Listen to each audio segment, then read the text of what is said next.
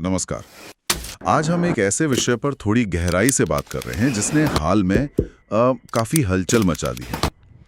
America ने H-1B visa शुल्क में मतलब इतनी बड़ी बढ़ोतरी कर दी है कि शायद किसी ने सोचा भी नहीं होगा। हाँ बिल्कुल।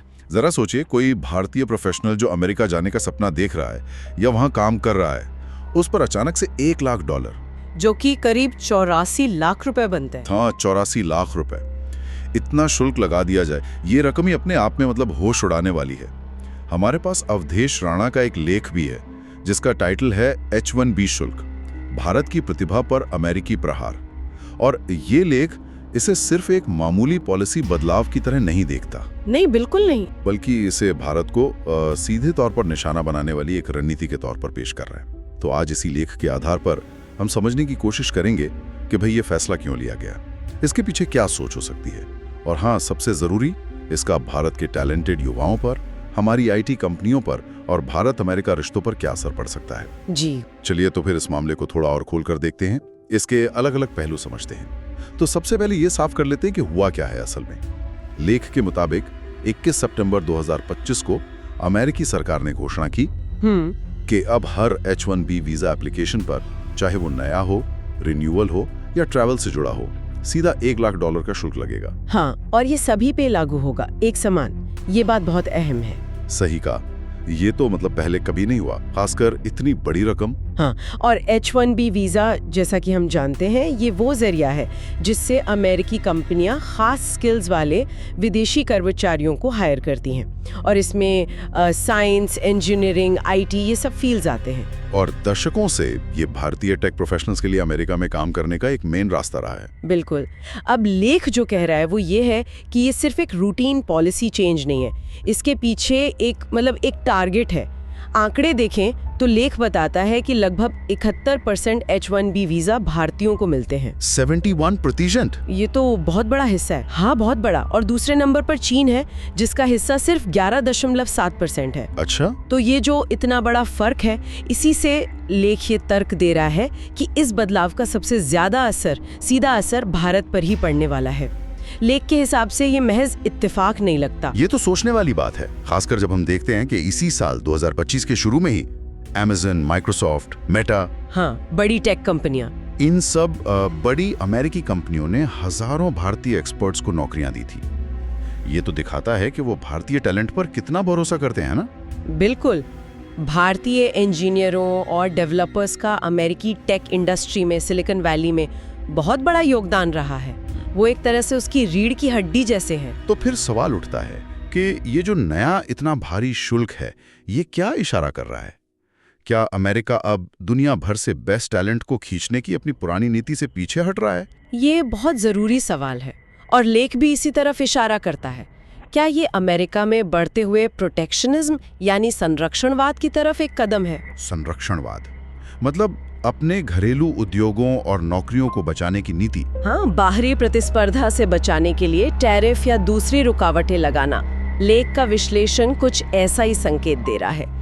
और सबसे ज्यादा चिंता उन युवा भारतीयों के लिए है जो अभी ग्रेजुएट हुए हैं भारत से या अमेरिका से ही, और वो OPT यानी ऑप्शनल प्रैक्टिकल ट्रेनिंग के जरिए अमेरिकी जॉब मार्केट में एंट्री लेने की सोच रहे थे। OPT, ये तो वो मौका होता है जिससे छात्र पढ़ाई के बाद वहाँ कुछ समय काम कर सकते हैं, अनुभव ले सकते हैं। जी हाँ, 12 से 36 महीने तक काम करने का मौका मिलता है अपने फील्ड में, और ये अक्सर H-1B पाने का पहला कदम होता है। लेकिन अब सोचिए, एक फ्रेशर जिसने अभी पढ़ाई खत्म की है, वो $1 लाख मतलब 84 लाख रुपए कहाँ से लाएगा? हाँ, ये तो नामुमकिन सा लगता है। बिल्कुल, ये तो उनके लिए दरवाजे पर ही ताला लगाने जैसा है।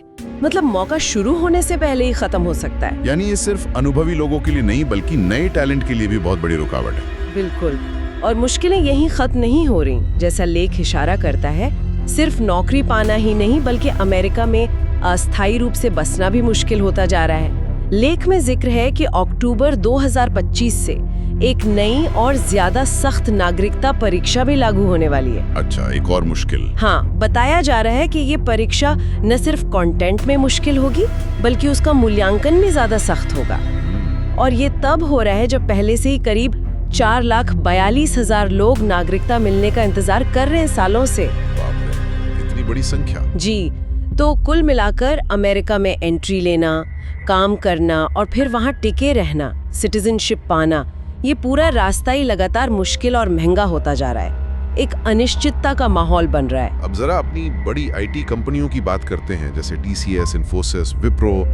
इनका तो पूरा बिजनेस मॉडल ही अमेरिकन कॉन्ट्रैक्ट्स पर और वहाँ अपने कर्मचारी भेजने पर बहुत हद तक निर्भर करता है। हाँ, ये बड़े पैमाने पर भारतीय प्रोफेशनल्स को H-1B पर अमेरिका भेजते हैं, क्लाइंट लोकेशन पर काम करने के लिए।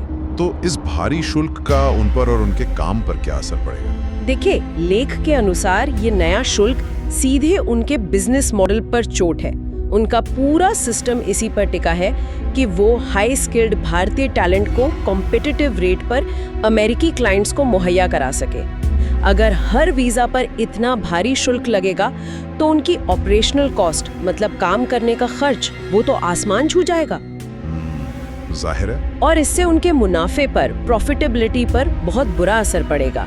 लेख ये भी कहता है कि ये सिर्फ लागत बढ़ने की बात नहीं है, बल्कि उनकी कॉम्पिटिटिवनेस, मतलब बाजार में टिके रहने की क्षमता, उस पर भी सवाल खड़ा होता है। कैसे? क्योंकि अमेरिकी कंपनियां या दूसरे देशों की कंपनियां जो शायद लोकल टैलेंट या कम लागत वाले तरीकों पर काम करती हैं, वो ज्यादा आकर्षक लगने लग सकती हैं। और अनुमान ये है, जैसा लेख में लिखा है, कि इस कदम से भारतीय IT सेक्टर में 13,000 से ज्यादा नौकरियां सीधे खतरे में पड़ सकती हैं। 13,000, ये तो बहुत बड़ी संख्या है। हाँ, क्योंकि कंपनियां या तो लागत घटाने के लिए नई हायरिंग रोक सकती हैं, या मौजूदा लोगों की छटनी कर सकती हैं, या फिर प्रोजेक्ट्स को अमेरिका से बाहर, शायद भारत वापस या किसी और देश में शिफ्ट करने पर मजबूर हो सकती हैं। और इसका असर सिर्फ इन नौकरियों या कंपनियों तक ही नहीं रहेगा, है ना? बिल्कुल नहीं। हमें ये याद रखना होगा कि भारत की GDP में IT और IT एनेबल सर्विसेज का योगदान करीब 8% है। 8%? ये तो अर्थव्यवस्था का बहुत अहम हिस्सा है। जी हाँ, ये लाखों लोगों को रोजगार देता है और विदेशी मुद्रा कमाने का एक बड़ा जरिया भी है। तो अगर इस सेक्टर पर ऐसा दबाव बनता है तो इसका असर सिर्फ कंपनियों के प्रॉफिट या कुछ हजार नौकरियों तक सीमित नहीं रहेगा।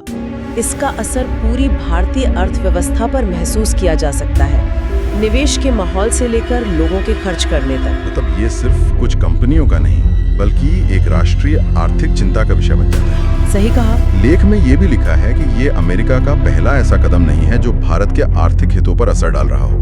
पहले भी भारत से जाने वाले कुछ सामानों पर, जैसे स्टील और एल्यूमिनियम पर, अमेरिका ने 50% तक भारी इंपोर्ट ड्यूटी लगाई थी। हाँ, वो भी हुआ था। तो क्या ये H-1B शुल्क वृद्धि उसी कड़ी का हिस्सा है? क्या इसे एक बड़े व्यापारिक दबाव की रणनीति की तरह देखा जाना चाहिए, जैसा लेख कह रहा है? लेख का विश्लेषण तो बिल्कुल इसी तरफ है। वो इसे सिर्फ एक वीजा सुधार नहीं मानता, बल्कि इसे एक तरह की जबरदस्ती या इकोनॉमिक कोर्जन, मतलब आर्थिक दबाव की रणनीति कह रहा है। आर्थिक दबाव? हाँ, लेख का तर्क ये है कि इसका असली मकसद भारत का जो सबसे बड़ा और सफल सॉफ्ट एक्सपोर्ट है, यानी हमारी IT सेवाएं और टेक टैलेंट, उसे कमजोर करना है।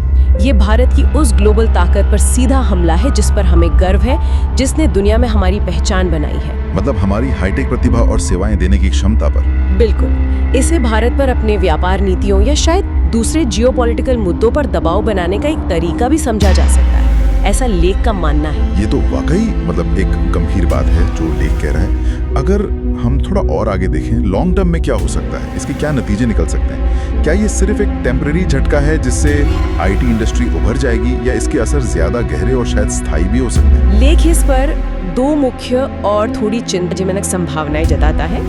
पहली है टैलेंट का पलायन, लेकिन अमेरिका से दूर। मतलब ये कि भारत के जो बेहतरीन इंजीनियर, साइंटिस्ट, टेक एक्सपर्ट हैं, वो शायद अमेरिका को अपना पहला ठिकाना मानना बंद कर दें। अगर अमेरिका इतना महंगा, मुश्किल और अनिश्चित हो जाता है, तो जाहिर है कि वो दूसरे विकसित देशों की तरफ देखेंगे जो टैलेंट का स्वागत कर रहे हैं, जैसे कनाडा, सिंगापुर, ऑस्ट्रेलिया, जर्मनी और कई यूरोपियन देश भी। ये सब देश आजकल अपनी वीज़ा पॉलिसी आसान बना रहे हैं और अच्छे अवसर दे रहे हैं हाई स्किल्ड लोगों को। तो हो सकता है कि भारतीय टैलेंट का जो फ्लो है वो अमेरिका के बजाय इन देशों की तरफ मुड़ जाए। ये तो एक तरह का ब्रेन ड्रेन ही हुआ, पर अमेरिका से हटकर। हाँ, कह सकते हैं। ब्रेन ड्रेन भारत से तो होगा, पर वो अमेरिका न जाकर दूसरे देशों में जाएगा। और इसका असर तो फिर सिर्फ भारत पर नहीं, अमेरिका पर भी पड़ेगा। निश्चित रूप से लेख यही बात कह रहा है। नुकसान सिर्फ भारत का नहीं होगा कि उसका टैलेंट बाहर जा रहा है, बल्कि अमेरिका की अपनी टेक कंपनियों और उसके इनोवेशन इकोसिस्टम को भी होगा। वही भारतीय टैलेंट जिसने सिलिकॉन वैली को बनाने में मदद की, अगर वो अब कनाडा या यूरोप जाने लगे तो अमेरिकी कंपनियों को उस टैलेंट पूल तक पहुंचना मुश्किल होगा। उनकी इनोवेशन की रफ्तार धीमी पड़ सकती है। हाँ, और ग्लोबल कंपटीशन में वो पीछे रह सकते हैं।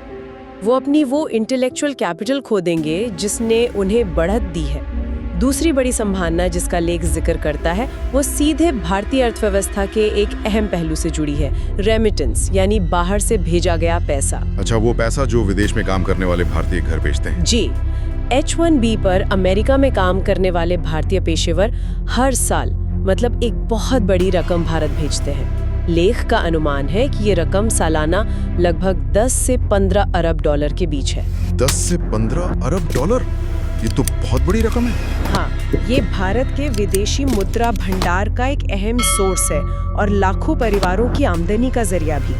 अब अगर ये नया शुल्क लगता है और इसकी वजह से अमेरिका जाने वाले या वहाँ रहने वाले भारतीय कम होते हैं, तो जाहिर है इस रेमिटेंस में भी कमी आएगी।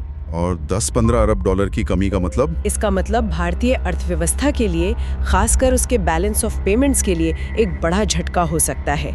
इसका असर रुपए की कीमत और देश की आर्थिक स्थिरता पर भी पड़ सकता है। तो कुल मिलाकर जैसा ये लेख हमें समझा रहा है, ये मामला सिर्फ एक वीजा शुल्क बढ़ाने का नहीं है, ये कहीं ज्यादा पेचीदा है। इसमें ग्लोबल पॉलिटिक्स है, इकोनॉमिक स्ट्रैटेजी है, टेक कंपटीशन है, और इन सब के बीच फंसे हैं लाखों प्रतिभाशाली लोग, उनके सपने, उनके करियर, उनका भविष्य। हाँ, ये दिखाता है कि कैसे एक देश का फैसला दुनिया के दूसरे कोने में बैठे लोगों की जिंदगी और पूरी अर्थव्यवस्था को कितना बदल सकता है। बिल्कुल, ये एक सटीक उदाहरण है कि आज की कनेक्टेड दुनिया में अंतर्राष्ट्रीय नियम, वीजा पॉलिसी, आर्थिक दांवपेच, ये सिर्फ कागजों तक सीमित नहीं रहते हैं, ये सीधे लोगों की जिंदगी को छूते हैं, उनके प्लान बदलते हैं, परिवारों पर असर डालते हैं और देशों की तरक्की की दिशा भी मोड़ सकते हैं।